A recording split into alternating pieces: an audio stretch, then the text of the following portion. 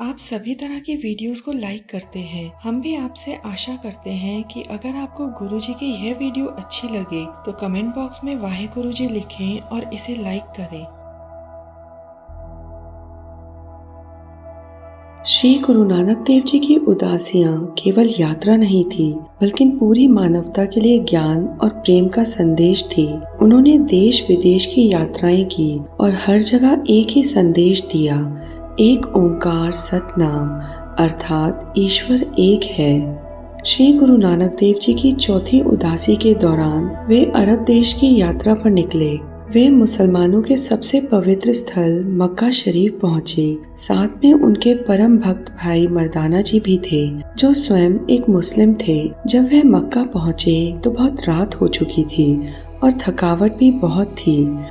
गुरुजी ने एक साफ स्थान देखा, काबा के पास, और वहाँ आराम करने के लिए लेट गए। जब वह आराम करने के लिए लेटे तो उनके पैर काबा की ओर थे। सुबह होते ही एक स्थानीय काजी आया, जिसने यह देखा कि कोई व्यक्ति काबा की ओर पैर करके लेटा हुआ है। उसे बहुत गुस्सा आया। वह चिल्लाया, हे काफिर, तुझे शर्म नहीं आती? तू खुदा के घर की तरफ पैर करके सो रहा है। बहुत से लोग इकट्ठा हो गए। सब इस अजनबी फकीर को घूरने लगे, लेकिन गुरुजी शांत भाव से उठ बैठे।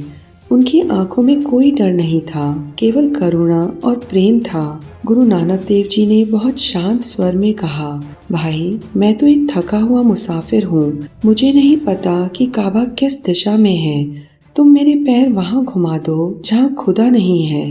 काजी को यह बात व्यंग जैसी लगी। उसने तुरंत गुरुजी के पैर दूसरी दिशा में घुमा दिए। जैसे ही उसने गुरुजी के पैर दूसरी दिशा में किए, काबा भी उसी दिशा में घूम गया। चारों ओर से हैरान लोगों ने देखा कि जिस दिशा में गुरुजी के पैर जाते, काबा उसी दिशा में दिखाई देने लगता। भीड़ स्तब्ध थी, कोई कुछ बोल नहीं सका। सबने देखा कि यह कोई सामान्य व्यक्ति नहीं हो सकता, यह तो एक महान आत्मा है, कोई सच्चा संत। गुरुजी ने कहा, ईश्वर किसी एक दिशा में नहीं है, वह सर्वत्र है, उत्तर दक्षिण पूर्व पश्चिम सब और हर जीव में, हर कण में, हर सांस में बस वही है। उन्होंने आगे कहा, धर्म कोई वस्त्र, भाषा या दिशा का नाम नहीं है। सच्चा धर्म वह है जिसमें प्रेम हो, सेवा हो और एकता हो।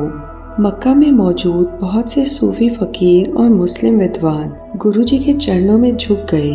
उन्होंने गुरुजी से जीवन से जुड़े प्रश्न पूछे और गुरुजी ने प्रेम और सहज भाषा में उत्तर दिए। गुरुजी ने यह भी स्पष्ट किया कि मस्जिद, मंदिर, गिरजाघर सब ईश्वर के घर हैं, परंतु जब तक हृदय निर्मल ना हो तब तक कोई भी ईश्वर तक नहीं पहुंच सकता। सतनाम श्री वाहेगुरु।